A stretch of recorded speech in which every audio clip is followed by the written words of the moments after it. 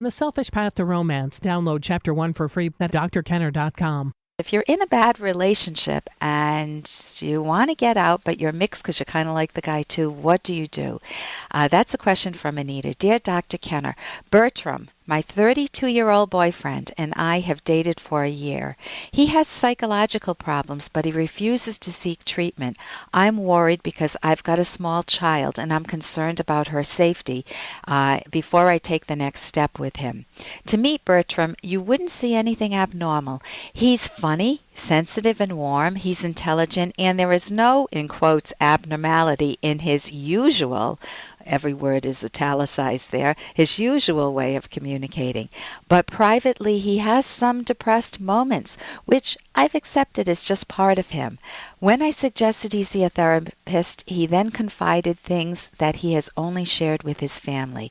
He believes an evil energy is controlling his emotions and his life. He says although it's not voices, it's like they control him, and he says he can feel pins and needles in his body, mainly in his brain.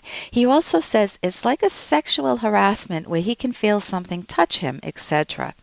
He strongly believes it's an evil spirit, a ghost, or energy. He says they sometimes force him to act in harmful ways, but he ignores their messages and tries to live life in a calm way. This is what worries me most because of my child. He said that he once saw a psychologist for an assessment when he was 18. Now he's 32. The doctor gave him a diagnosis of schizophrenia. Bertram didn't believe it and never went there again.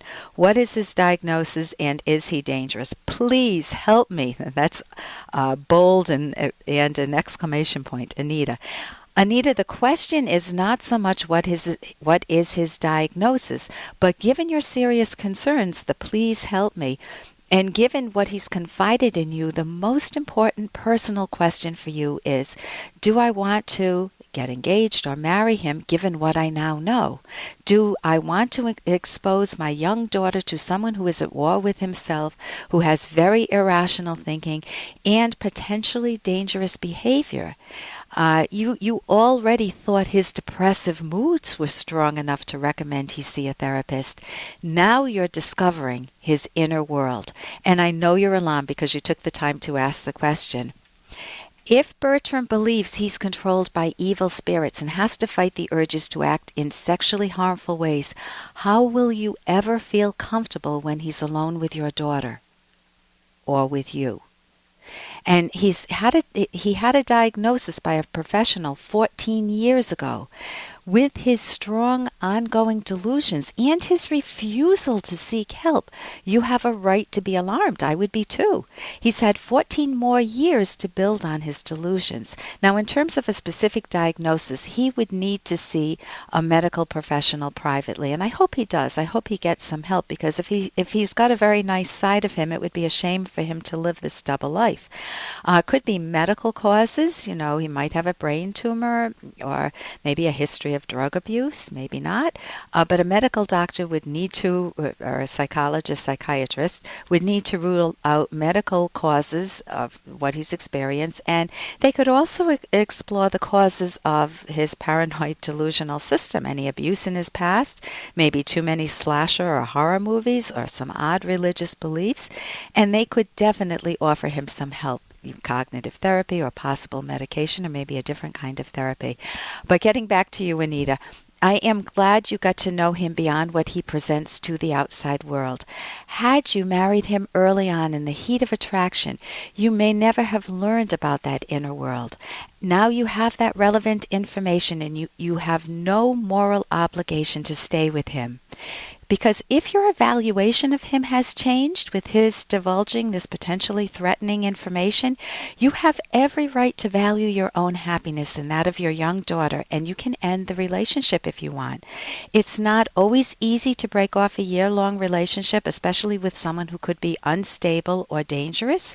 So assuming you choose to do this, you could benefit from some personal counseling, some guidance. You want to give yourself the opportunity to explore your own thoughts and feelings, and to figure out a safe way to leave the relationship. I mentioned I recommend a good cognitive therapist, and you can go to my website, drkenner.com, and check out a therapist. Also, you can get my book. If you want to choose a partner in the future, in part 3 in a book that Dr. Ed Locke and I wrote, we have a section, Finding Your Soulmate, and we talk about how to achieve the harmony between reason and emotion. We talk about how to connect on all different dimensions, habits, attitudes towards money, feeling visible with one another. And that book you could check out on Amazon.com. It's got the title, The Selfish Path to Romance, and that means self-valuing, how to bring passion and reason together. And here's a little more from Dr. Kenner. Now, let's say you're at a family gathering and your dad says something totally irrational, totally off the wall. It irks you, and you want to speak your mind, but in that split second, you feel trapped. You're fearful, and you hear yourself muttering, "Oh, what's the use?" And you keep quiet, but one change happens. That fire in your mind that wanted to fight back, to speak up to your father, has turned into a thick smoke screen. And you end up feeling what? You feel beaten, you feel depressed.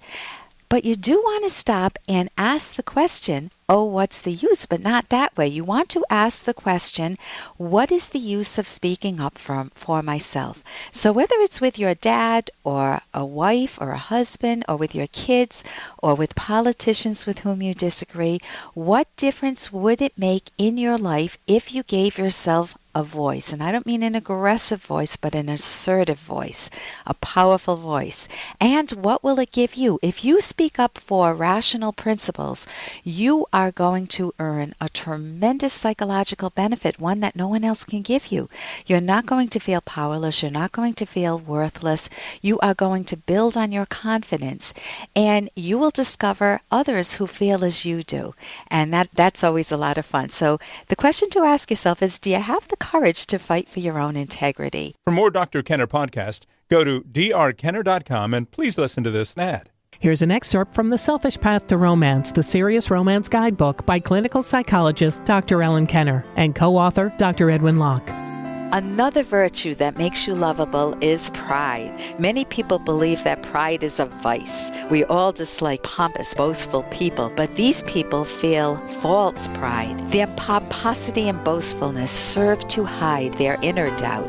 Martyrs can also feel false pride for having given up all self-value for the sake of others, but they end up feeling resentful, cynical, and empty, and depressed.